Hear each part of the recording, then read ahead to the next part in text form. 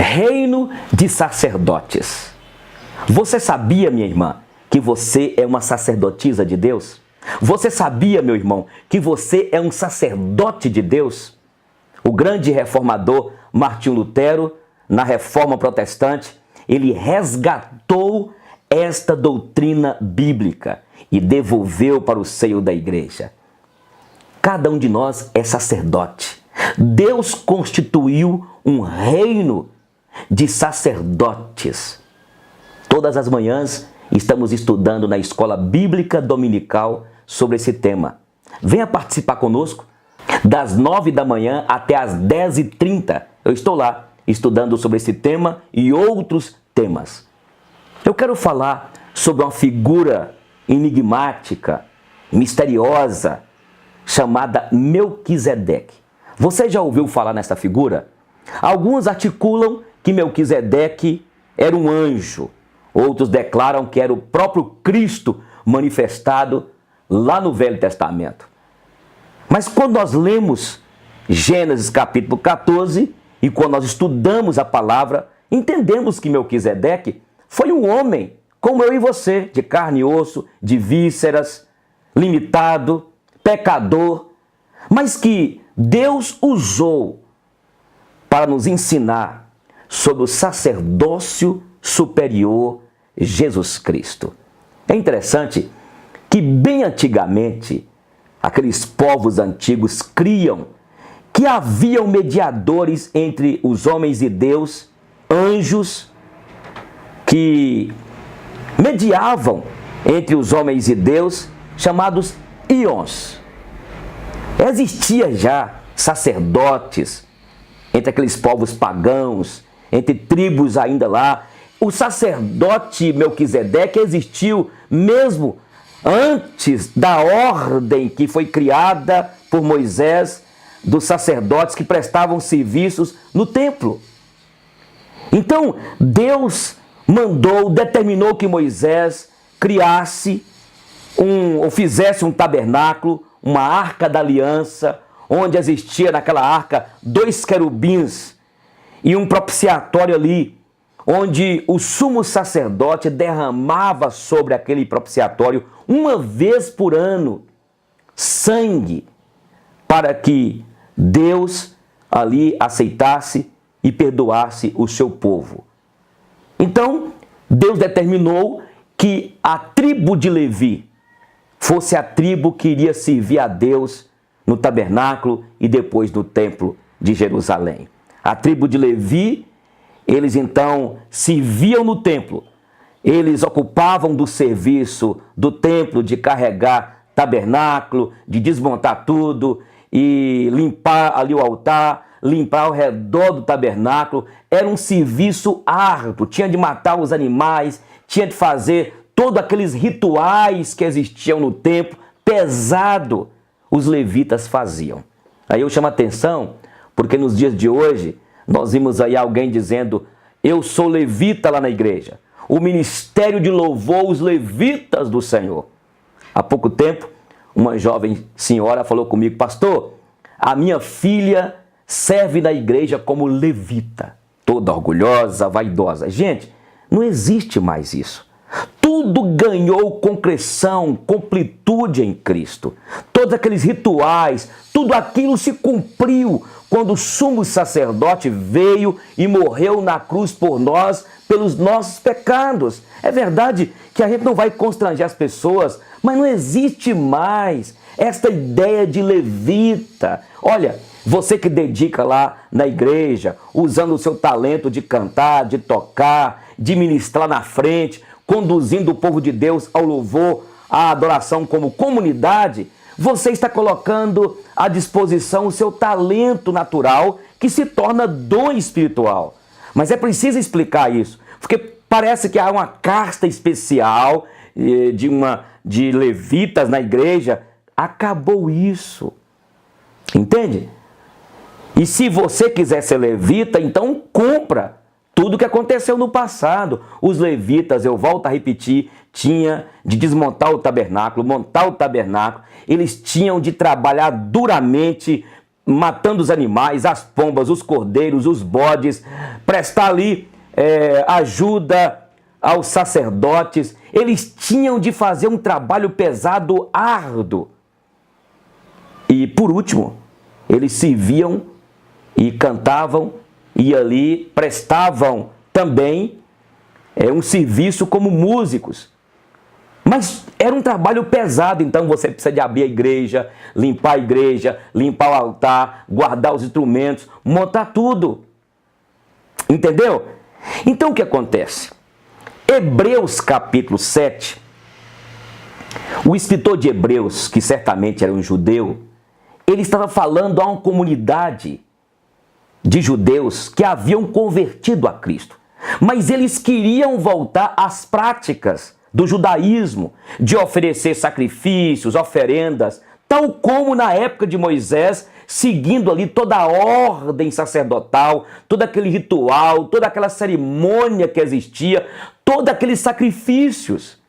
E o escritor de Hebreus estava ensinando para aqueles irmãos que tudo aquilo acabou. Tudo aquilo ganhou concreção, completude em Cristo.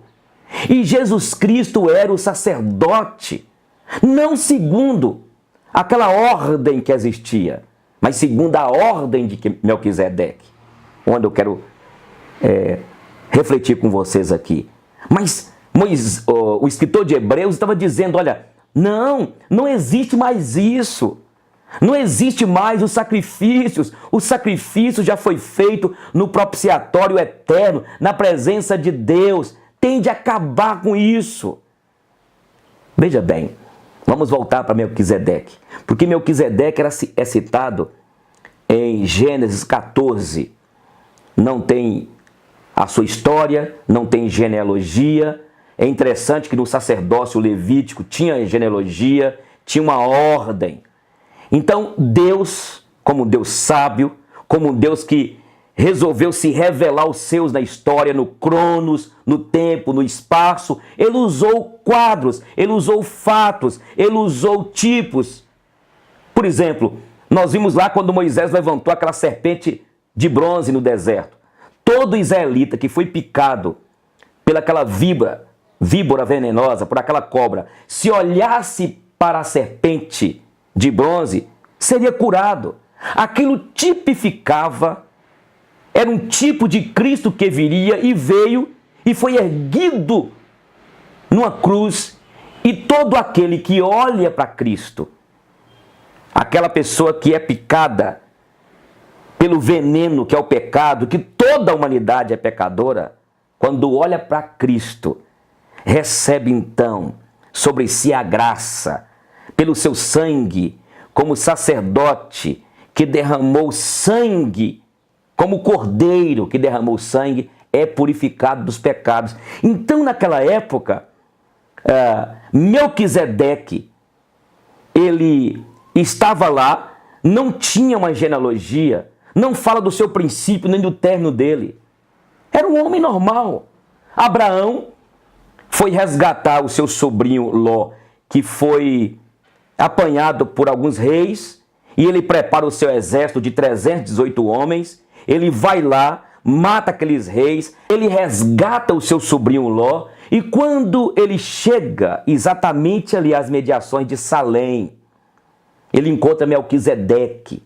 Melquisedeque significa rei de justiça e paz, que é um tipo de Jesus Cristo, que é o rei de justiça e paz.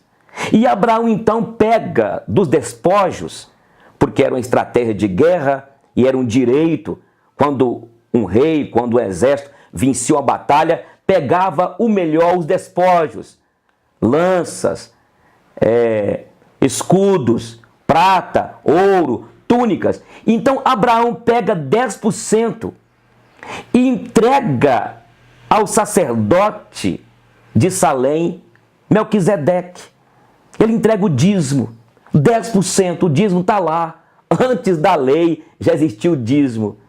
Entregando para o sacerdote Melquisedeque, que prefigurava Jesus Cristo, que um dia viria não de uma ordem do sacerdócio levítico, mas segundo a ordem do alto, do Altíssimo, de Deus. Melquisedeque já era sacerdote antes de criar a ordem sacerdotal.